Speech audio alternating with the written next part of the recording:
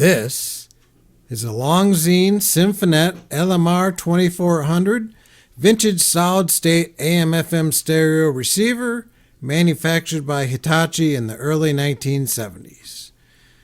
It's in fairly rough shape. The power switch is broken. The power cord is mangled. It's missing the balance knob, and the cabinet is banged up pretty good. It is likely in non-working condition, so we will investigate this old receiver and repair it to working condition. So if this interests you, stay tuned.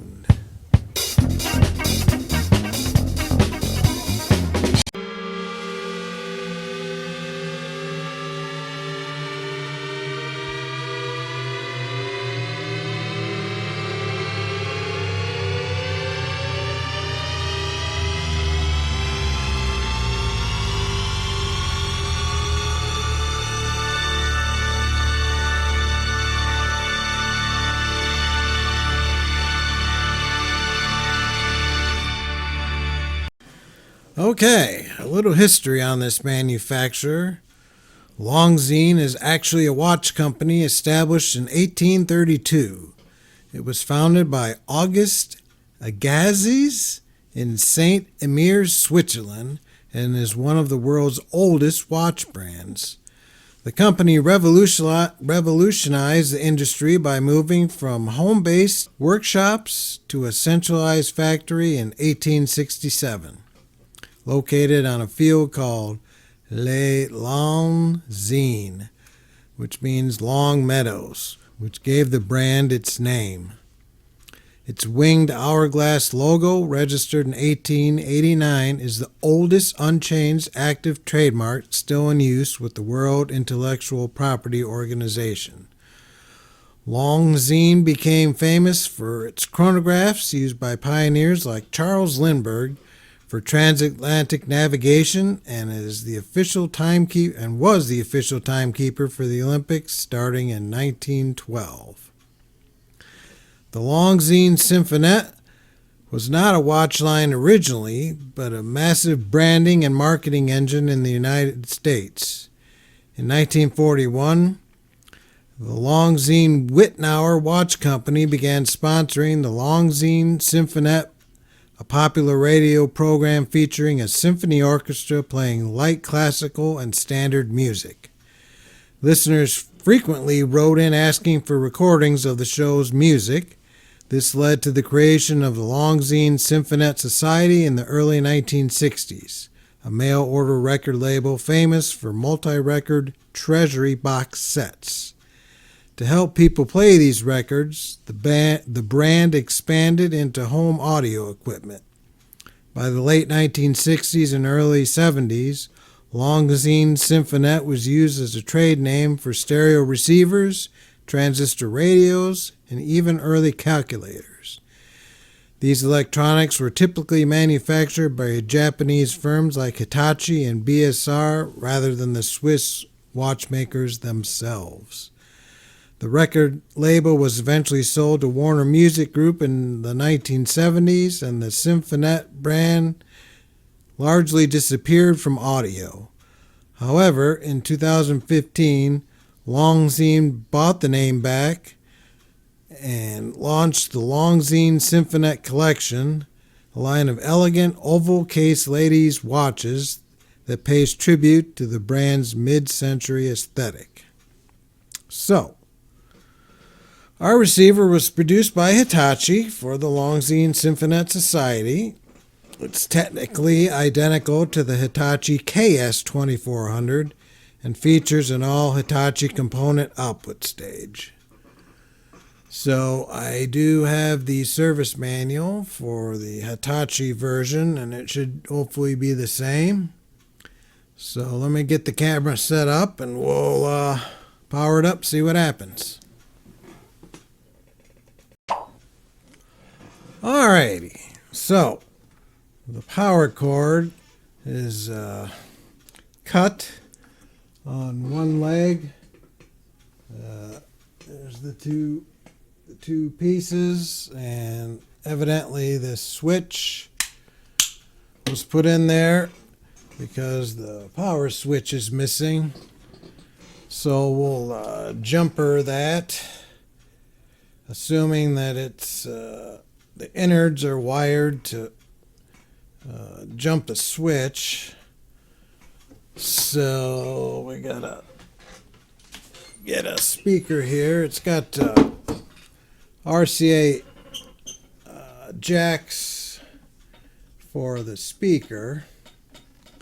So I'll just plug that into one panel, and I gotta keep my eye on my little jumper deal so I don't get shocked. So, oh, I gotta plug it in here.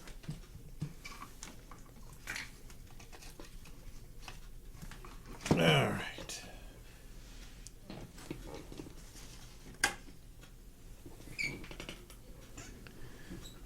All righty. So I have it on a 300 watt dim bulb, and we'll monitor the current. And got the speaker plugged in. Turn the volume down. We'll hit our switch. Oh, the dial light came on. Oh. Should be able to see it's dimly lit. There's maybe a bulb in there. So nothing coming out of the speaker.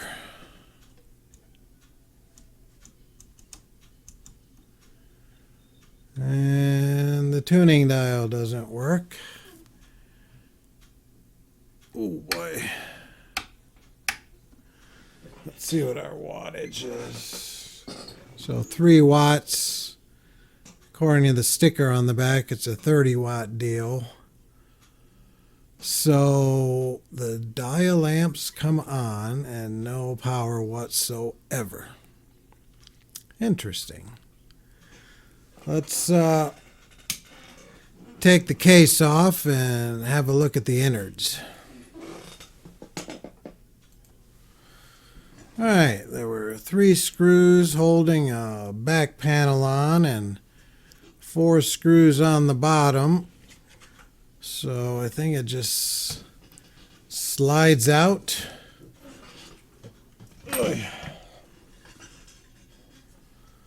Let's see. There we go.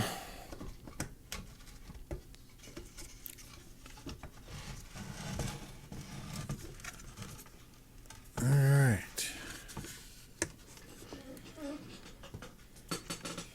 Yeah. Let's get the dang on power cord.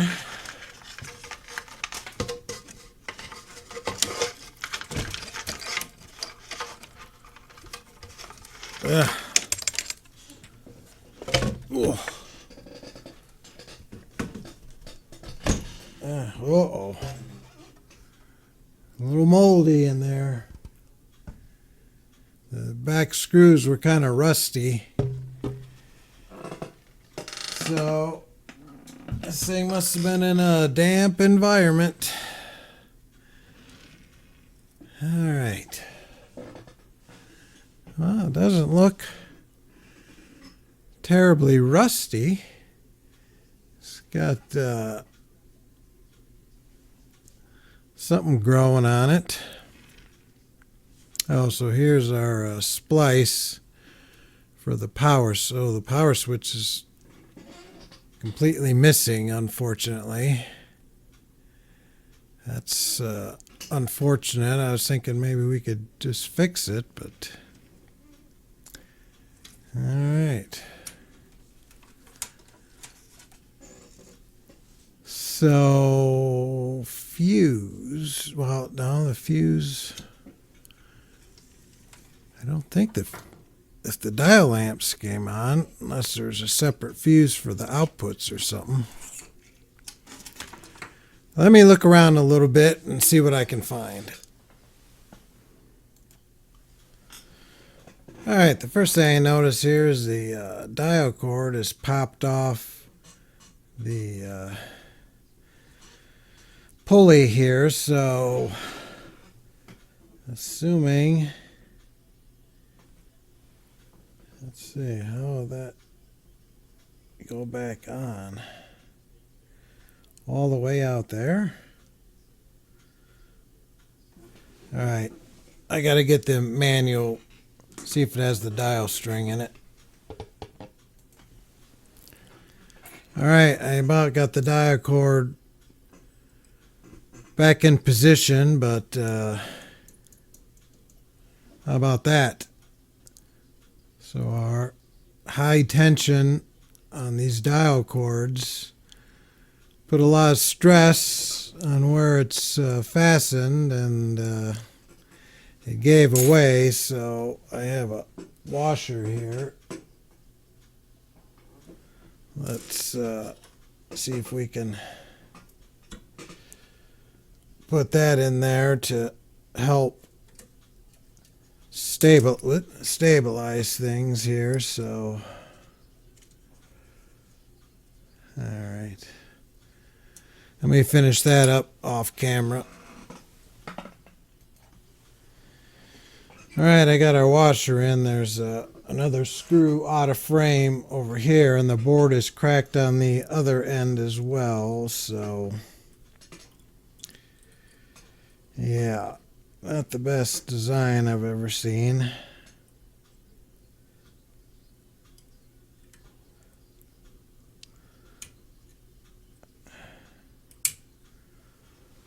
All right.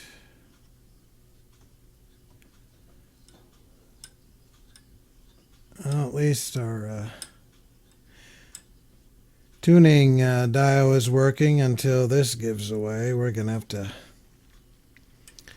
maybe make a custom washer a little bit bigger there. So, all right. Let's get on to the power supply. Real quick, I just soldered and put some heat shrink on our power cord. Just if we get it working, we'll replace the power cord, but it's safer than having that stupid jumper wire on there. So, all right, I got to get the schematics and see what's going on with the power supply. All right, we got it powered on, and this is our main filter here. And there's the two leads down there that does our filters our DC voltage. So we should have 17 volts AC coming out of the transformer. And we do. And down at our filter cap, we have no DC voltage whatsoever. So either that filter cap is completely hosed, which I would think it would be blowing a fuse unless it's open. It might be the rectifying diodes, and I'll put a schematic up in a minute, but it's only halfway rectified. It's got two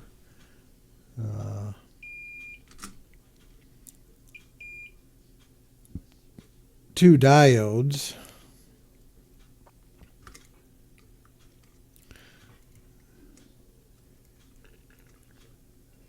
So I would think it's the diodes that are bad. I don't know. They're acting kind of goofy testing them. Actually, let's see what our resistance, if there's any resistance across this capacitor. Oh. Okay. That filter might be bad. Huh. Let me get capacitor checker. Be right back. All right.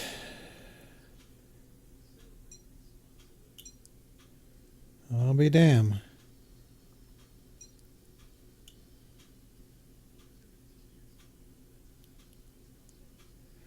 Yeah. I think this is a first. I've never had a solid state receiver that had the big filter cap be bad before, I don't think. No, I did. I had a realistic receiver that had a one of my daily drivers, the filter cap went bad. But anyway, let me pull that out of there. I don't know what that's a 2000 microfarad. Yikes, I don't know if I have one of those. Let me look. All right, I got the cap removed. And interestingly, these screw holes for the clamp is what secures the board. Man, this thing is really cheaply made. So this one is a 2000 microfarad 25 volt, and it supplies a 23 volt rail. So you should really use like a 35 volt, and I do happen to have a cap, so we'll just temporarily put that in there. And of course, I just placed a DigiKey order recently, so that's the way it goes. We'll put this in and see what we got. All right, we got our filter cap shoehorned in there. So we'll see if we have DC voltage. Wah, wah, wah. Huh. Well, I know that filter cap is definitely bad. So maybe those diodes are bad. Let's check those.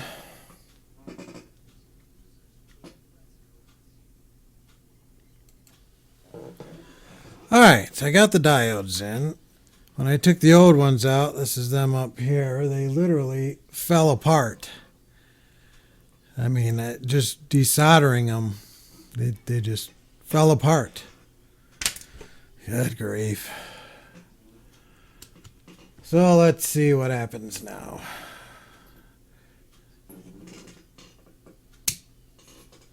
Well, what do you know? DC voltage. And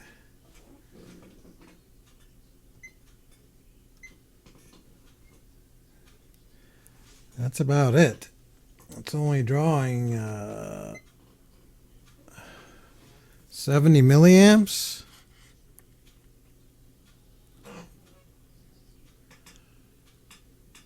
Huh.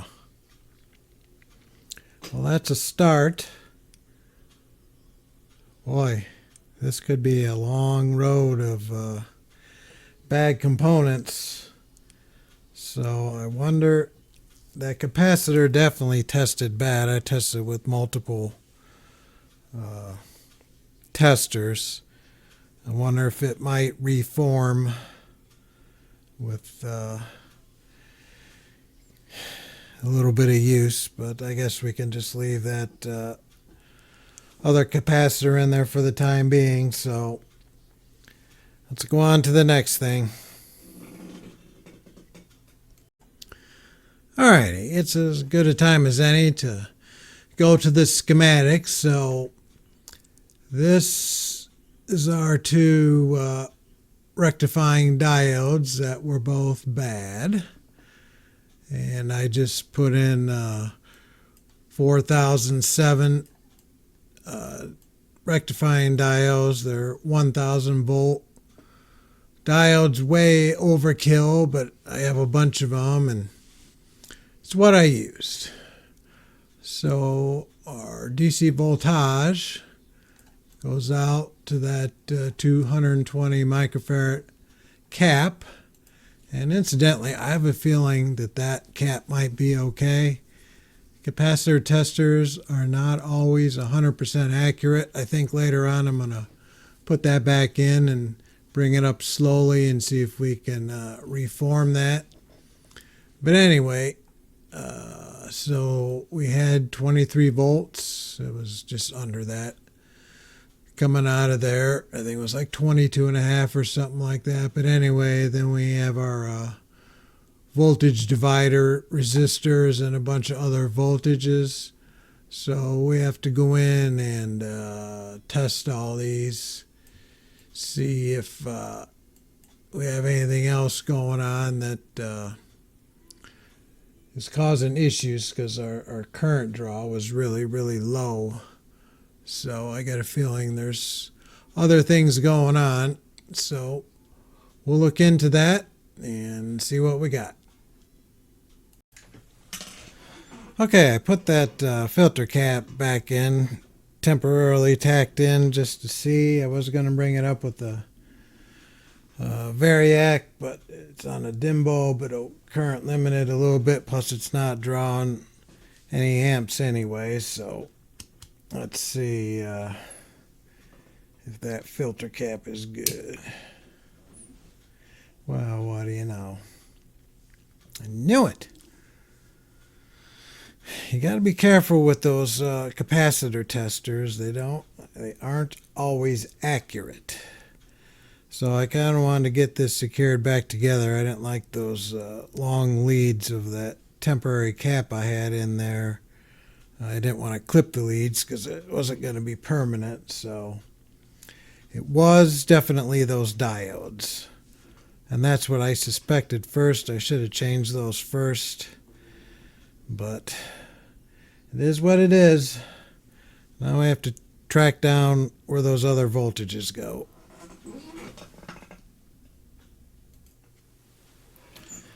All right, I think I found the problem. So I was probing around, checking for voltages here and there, and I was getting voltage, and I got frustrated, and I decided to that corner that was on that AM board, I super glued that, and then the other corner I had mentioned that was out of frame was cracked too, and I thought, I wonder if a trace runs under there, and sure enough, should be able to see here the crack right there.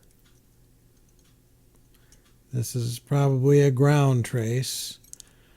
So we need to fix that. And what we'll do is we'll put a spot here and a spot over here and bridge that away from the crack and see if we have any radio function.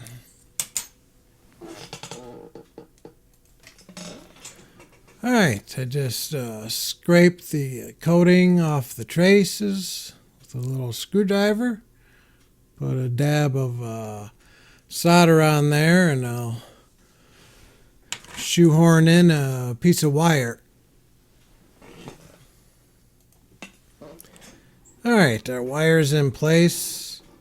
I just took the end of the wire, I bent it in a U shape so we had kind of a bigger surface to solder onto there. And you can't see this side so much, but I tinned both ends of the wire. I put a little flux on there because you need 3 hands to do this.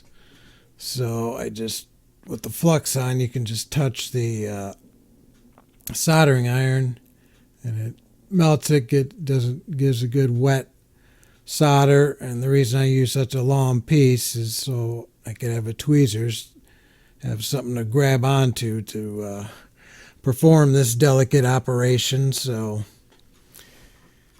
let's get it back on the ground and see if she works.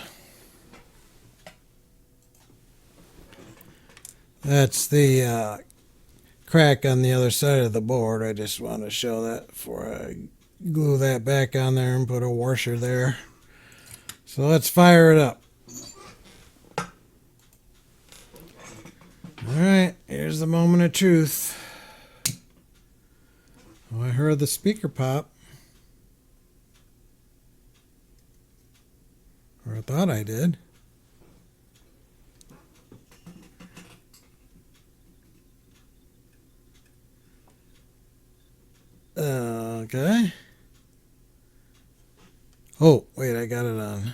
tape.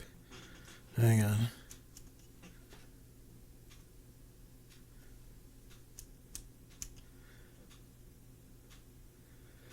Well, another fail.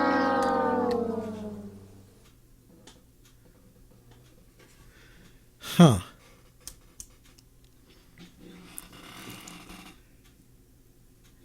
So I'm just looking to see if the tuning needle is, or actually, now I think about it, let's put a antenna on there. That could be the problem. Though I doubt it.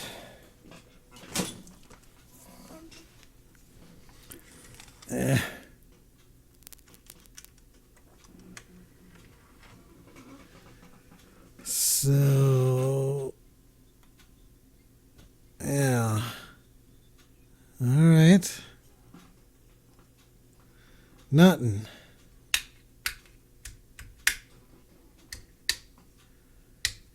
Nothing. Boy, yeah, I was patting myself on the back thinking I figured it out, but there's obviously more going on, so at least we fixed something.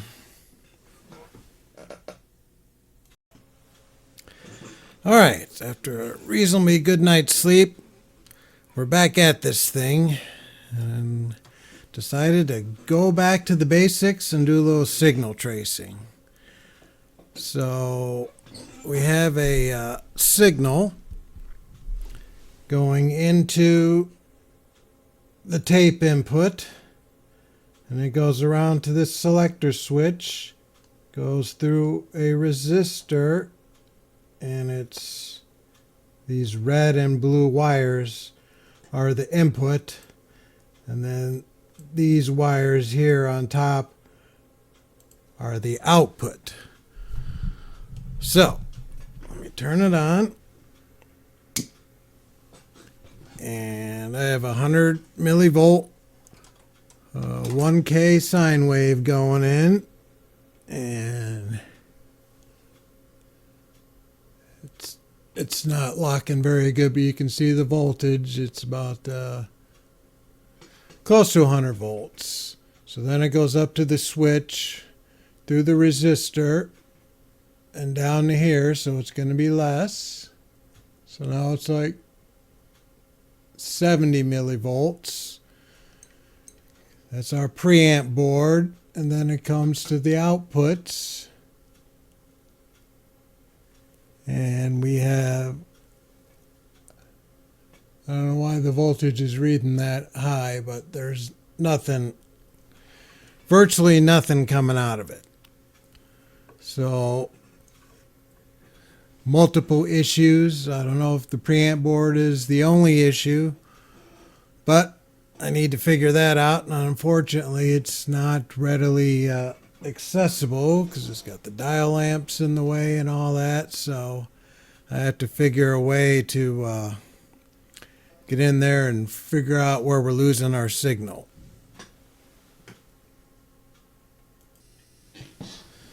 Okay, some progress. I've been painstakingly tracing the signal through the tone board, and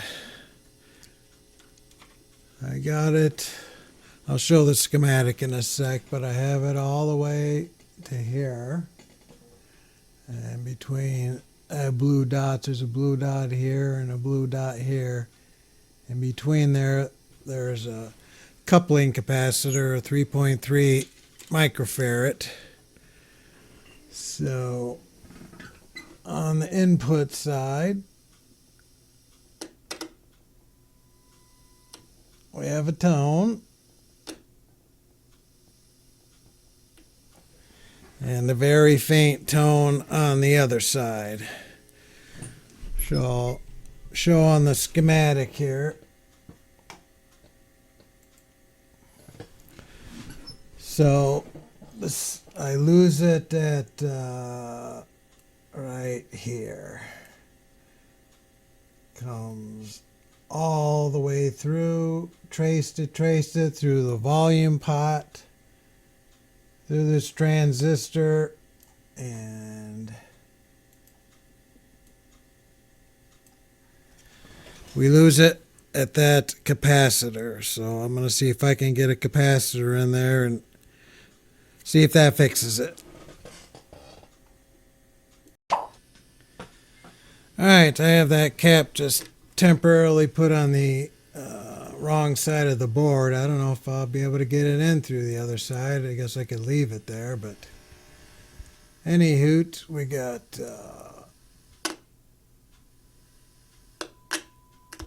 signal there, and now we got signal on the other side, but we don't have you can just barely hear it out of the speaker now. So I guess we need to go on to the power amp, because that's the last stage in the tone control board. So more investigating to do. Alright, so this, let's see, this was our cap we replaced. And the signal goes through here, and this is our amp board. So of course it comes out of the amp board and goes to another coupling capacitor. We got a tone on this side, no tone on this side. So there's a pattern emerging that these coupling capacitors are bad, and then on the output there's a big coupling capacitor, so I'm guessing that one possibly could be bad too. So I will replace this one and see what we got. Alrighty, we replace the second coupling capacitor, and wouldn't you know it, now we got pretty good volume. So the left channel is fixed, which is good. So capacitor problems galore.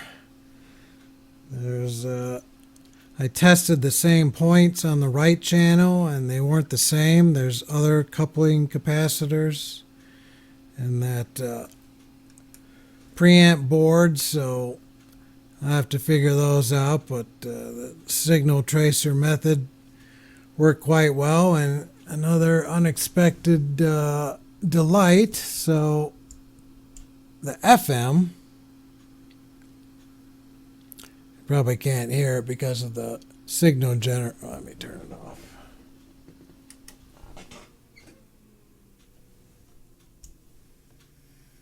You can hear static, but nothing coming through, so there's something on the FM board. But the AM board, or the AM band works. So I'll have to look and see if there's coupling capacitors on, let's see, where's it? That's the RF board there. See what's going on there, but that's good. We got it narrowed down. And incidentally, I'll just show you how these two capacitors tested. Out of circuit, these testers work pretty good. And let's see.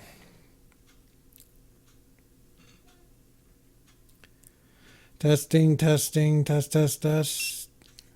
27 picofarads on a 3.3 microfarad, and the other cap tests exactly the same, coincidentally. So that's would explain why our signal wasn't able to go through. So I don't know if I'm gonna tackle that right channel or the FM board. I don't know. We'll see when we get back. All right, we got the other channel working, the left channel, and it was similar to the right channel. The one on the amp board, the 3.3 microfarad, and there was one on the preamp board.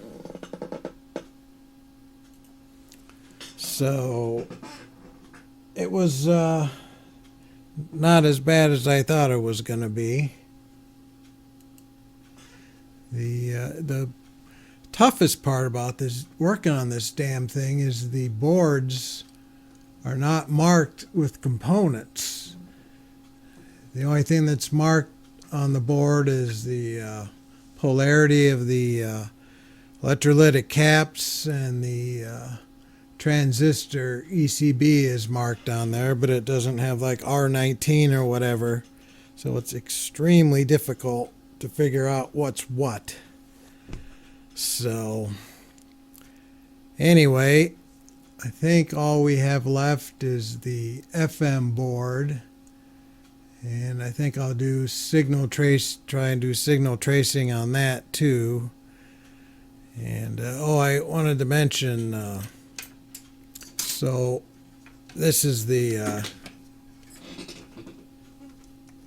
audio signal tracer that I built. I built it a while back. There's a million different ones on the interwebs you can build. They're easy to build, and I highly recommend having one of those.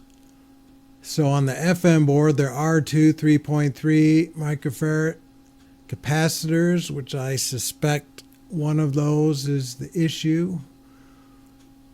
There's only, let's see, there's only 4 electrolytics on the RF board, so, and the AM works. I don't think there's any electrolytics on the AM circuit, but anyway, we'll try and get some signal tracing going and get that RF board fixed.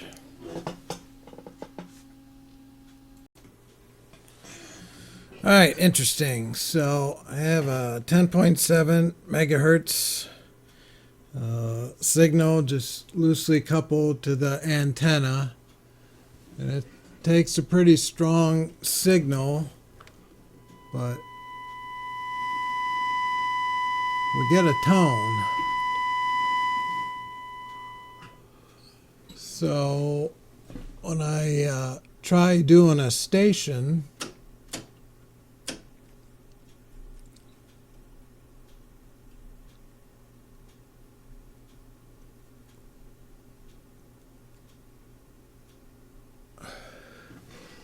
let's see.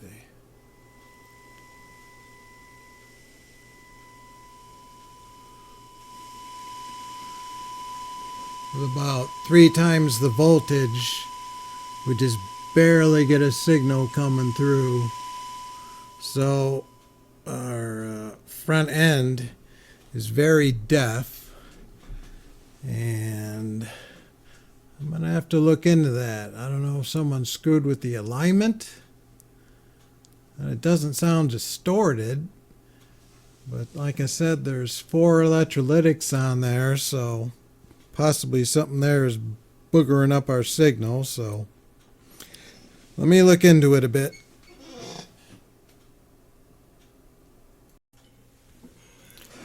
All right, I've been messing around with this damn FM board. It's not the capacitors, I'm pretty sure anyway. But anyway, it kind of dawned on me that the 10.7 megahertz IF signal we put in came in pretty good and strong, but when I put, I forget what I used, like 94 megahertz, and dialed it in, it was very weak, and it dawned on me that the damn oscillator might be boogered. So I tested. Right there's the oscillator coil on the FM board, and it's a neat trick I've shown before with tube radios. You can take let me turn everything on. You can take a scope probe around the coil, and you can see if your oscillator's working. Now, this seemed to me pretty low of amplitude for the oscillator, so I pulled out this old Pioneer SX424, and just to compare, now this damn shielding cover is soldered on, so I can't get exactly, but on the top of the slug we get about 30 millivolts, and on the top of the slug on our defective radio we get, well, it's showing 28, but there's just nothing there. So what's the problem there? There's no electrolytics around there. The only thing I can come up with is that oscillating transistor might be weak. So that is the next point of investigation.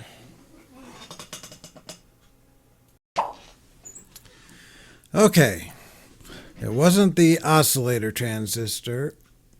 I looked through my boxes of surplus transistors, and I did find a used 535 that I swapped in there, and I tested. This is the original one. It tested okay, and so I just left the 535 that I swapped in there. It's the one that was in there was a 535A, which is a lower HFE, lower gain. The one I put in there is a little bit higher. I don't think that's going to be an issue, but I think I found the problem. So if it wasn't the oscillator oscillating correctly, which, I mean, with that scope probe trick, it did show it was oscillating. The next logical thing would be is the mixer mixing. So I pulled the mixer transistor, and I got it on our tester, and sure enough, one of the leads is open.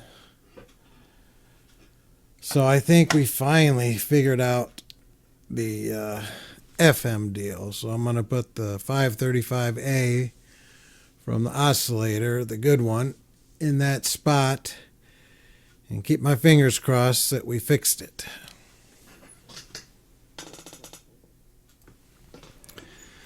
I just wanted to show, I decided to put back the original 535A back in the oscillating spot because the lead, I have to swap the leads on this. I'll show you in a second, but it was bent at a pretty sharp angle, and I was afraid of breaking it. So this is the bad one, the one on the left, and this is the one I had in my stash. And this one is an A HFE gain, and this one, it doesn't really say on it. Oops. It says, I think, 6, or maybe it's E. I don't know. This one when I tested it, had a HFE of 100, and the good one on the A was 40. So anyway, but if you notice, the leads are, the collector is bent up one way, so, and I almost didn't notice that and soldered it in the wrong way, so that wouldn't have worked. But I have to bend this center lead up to match how this one is sitting, so we'll solder that in and keep your fingers crossed. All right, we got our new mixer transistor soldered in. Let's keep our fingers crossed here.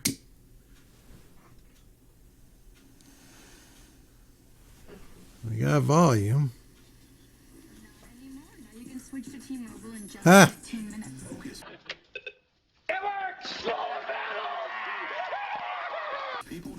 Oh, man. 1.6%, 726 points. The NASDAQ is... I got to tell you, that was kicking my ass trying to figure that out. I did, it was interesting. I don't know if I filmed it when I was checking the DC voltages on them. All the transistors, they all were pretty much very close to being right on the money. I mean, they're never exactly what this schematic says, but anyway, I noticed when I touched the collector of that transistor, the volume coming out of the speaker, the hiss went up quite a bit, and I thought that was kind of odd. And in the past, when I've had bad transistors, for some reason, when you go to measure the voltage on them, it will, if it goes up, it will identify that as the bad transistor, and the collector is connected to the base of the first IF transistor, so it was could have potentially been that one too, so that's why I wasn't quite sure what to do. But going back to thinking that the 10.7 megahertz test signal we put in went through well, so I don't think the mixer had to do much mixing, and that all is making sense now. Sometimes when you're in the heat of the battle, it's not as clear as it should be, but I don't know why that transistor would have failed. Yeah. But anyway, we got a few more things to do. Let's see if our... oh, I turned it off. If our tuning meter is working. To get them to Chicago. More information can be found by searching Yeah, on the Obama it's moving a little bit. website. And for those who can't attend the That's ceremony good. in person, So we got the... I have to check and see if the stereo bulb works. And we have the dial lamps and the power switch. So let me check a few other things and we'll be back. All right, before I forget, I just wanted to show real quick. So this was our oscillator transistor, and this was our mixer transistor, the one that was bad. So it makes sense that so you got your 10.7 megahertz going through, and not really requiring the mixer to do any mixing. And when we had the say whatever test frequency, like 95 megahertz tone, it wasn't getting mixed with the oscillator to go on to the rest of the radio. A good fix, took a little time to figure out, but yeah. Alrighty, on to the stereo light beacon. So I took the old bulb out and it is burned out, and I messed around with some incandescent bulbs. It has a like 13.5 volt supply, I think, and I started with a 14 volt bulb, and it was very dim, and the lowest bulb I had was 6 volt, and it was still very dim. And I measured across the voltage drop across the bulb, and it was only like 3 volts. So I'm like, well, let's just use an LED. So this is just a regular white LED, and that 13 volts, all of the 13 volts is not consumed with the bulb.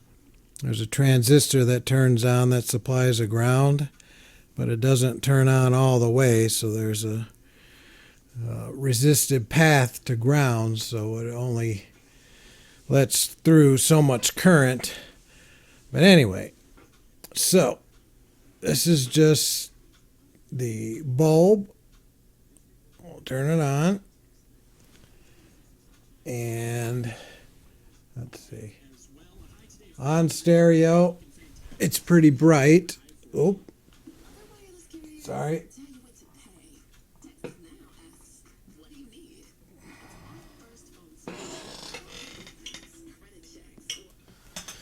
Good grief, my clumsy ass bumped the close-up camera. But anyway, so on station, it's very bright. You get off station, it's still on quite a bit. That's because the transistor that provides the ground doesn't completely turn off. It still lets some current go through. So what we need to do is put a shunt resistor across our LED to get take up some of that leakage current on the transistor. So I have a 2K. I just picked that at random, and I just have it off camera on some clip leads. And 2K, it works a little bit. Trying to get it off station. So I went to a 1K, and the 1K seems to work pretty good. Let's see. Let me get that on there. So yeah, so off station, on station, off station. I got my hand in front of the mic. On station, off station. So the 1K seems to work really good. So let's take a look at the schematic, and I'll try to explain it a little bit better. All right. So here's our stereo beacon. It's getting fed our voltage, and it goes up to our transistor, and when it's turned on, it provides a path to ground. So when it's not turned on, there's still a little bit of leakage across there, and LEDs don't take a whole lot of current to turn them on. So that's why we put a shunt resistor across there to let some of the leakage current go through. And like I said, it's got a 12.95 volt supply, but the way the transistor is biased, it has resistive path to ground, so it's not you're not getting the full 13 volts across there. So I'll get that LED mounted in there with our resistor, and we'll see how it looks on the front. All right, I originally had used a flat top LED because I thought it would project out better, but that original bulb was only about the hole for the bulb was about 4 millimeters, and these LEDs are 5 millimeters, so I just switched to a round top one, and it's a tight fit, but it works. And on station we got the stereo, off station it turns off. So that 1K works really good with just a white LED. So we'll get that wired in there, and then we have the dial lamps to contend with. I just wanted to show the final soldering deal with the LEDs. There's polarity, so the short lead of the LED goes to the negative side, which I marked a little black mark on there, and then I'm just going to put some shrink wrap over that, and that'll be done. On to the dial lights. So there's 5 bulbs wired in parallel. They're 12-volt bulbs, I believe. And oh, incidentally, I forgot to mention, the service manual doesn't say what the voltage or anything of that stereo indicator bulb for some stupid reason. So, but anyway, back to here. So we have about 13.5 volts of AC to work with. And I figured the easiest way to do this is, since everything's running in parallel, is just to put our LEDs in parallel. I have a dropping resistor. I experimented with a few values, and 150 ohms gives us about 22 milliamps of current draw on our lights, and that should hopefully work. There's not very much reflective deal in here. It's just a cardboard diffuser, I guess, and we'll have to see how these look when they're installed, but I guess if they're not bright enough, we could always just put incandescents back in. I think I have a bunch of 12 volters, so let's get those in and see how our dial face looks. All right, I just have them temporarily tacked in place, but I think that'll work. It's that diffusion paper in there is kind of weathered, so I think no matter what bulb you put in there, it's not gonna be terribly bright, but I mean, it's bright enough. You can see the dial, so I think we'll go with that.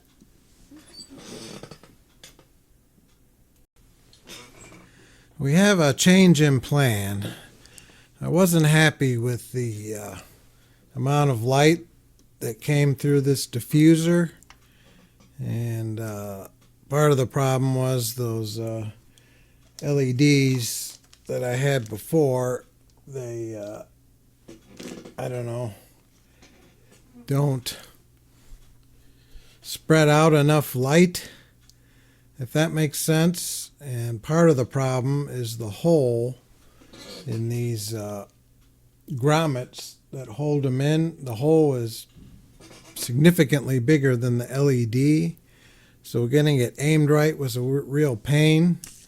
So I have some of these 12 volt deals that I think I used these on the Sears LXI video, and I just put some heat shrink on the leads and some silicone in there and soldered them in place, and they will go like that. I tested one, and it makes a huge difference. Plus these are warm white, and I think it's going to look a lot better with the lights on, or the living room lights or daylight or whatever. You couldn't see the dial lit at all. So this should be a significant improvement. We don't need a dropping resistor or anything because they're 12 volts. So I'm going to get these squirreled in and we'll see how it looks. All right, that's much, much, much better. The lights, background lights on, you can see the dial, and that is better. With the warm white, it's coming through. It's not as, I don't know, with those other LEDs was kind of a blanking blanking white, but our stereo bulb works, and yeah, that is good, good, good, good. So as far as finding a switch, I did buy one on eBay that I think is going to work. So it's coming from California, so it'll take a few days to get here. So we'll see if we can get that switch on. And then as far as finding a knob, that's probably never going to happen. These damn knobs are they're actually tapered, and they have this extension on there, so that, I don't know, maybe one day someone will part one of these out, but finding a knob, that's not going to be easy. So all right, we'll wait for that switch to come in. Okay, the switch came in, and it luckily lines up with our mounting holes. This is a ESL-2174T. It came out of a Panasonic RA6500 stereo. And we got really lucky. I think everything's going to line up and work well. So let me get that slapped in here real quick. Alright, I got the switch back in. That was no big deal. Just soldered on a couple terminals and got the stereo put back together. So let's...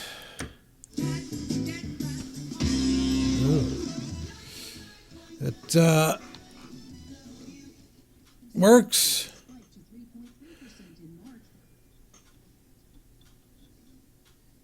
I don't have an antenna hooked up to it, but even with no antenna, picks up stations pretty good. So our power switch, I just dug up a knob out of my spare parts stuff. I don't know if the original one was this long, but it was the only one I had that would fit there. So it's good to go, and it's fixed. I mean, this is a very, in my opinion, cheaply made radio. The cabinet's cheap, the components are cheap. It's just very cheaply put together, which is kind of strange for a supposed premium quality watchmaker to have something this cheap made. But what are you going to do? And I guess if you were going to make this a daily driver, you'd go in and recap it. But if I recapped everything that I fixed, I'd have $1,000 a month capacitor bill. But just in review, man, oh man, there was a lot wrong with this thing. Just wow. I think this is the most issues I've ever had with fixing something. I mean, there was a broken trace on the RF board. The power rectifying diodes were bad. We had a bunch of bad audio coupling caps. Had the bad mixer transistor.